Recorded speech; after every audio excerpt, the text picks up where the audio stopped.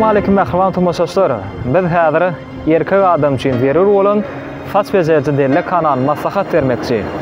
Etraf merkezinde yerleşen Dayxan Bazarı'nın yakınındaky Şayol köşäniň uğrundaky yedigen toy mekanynyň ýanyndaky saç bezerci Melis Rejepowyň delle kanaly maslahat berýär.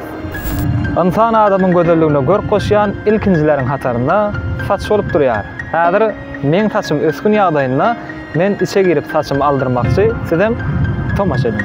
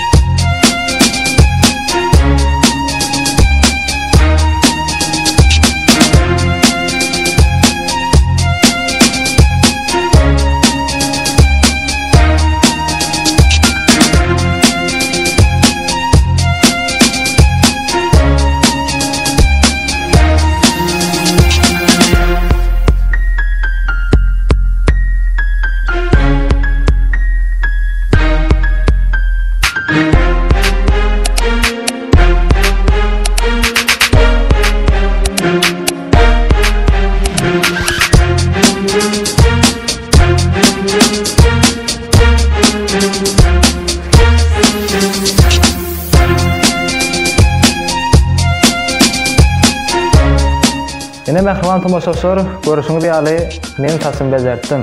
Eger de siziň başdaky ýagdaý ýadyňyzda galan bolsa,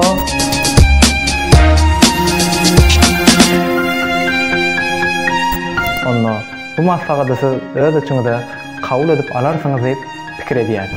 Indi siz şu güne başlap gelim gidime gola ýerdäki saç bezerji Melisanyň hyzmatyndan peýdalanıp bilersiň. Sag ol Melisa. Hadi, tamam.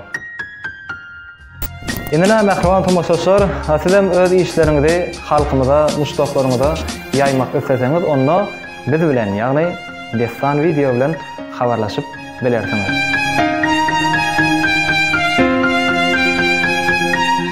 Reklama bu siziň biznesiňiziň başlangyjydyr.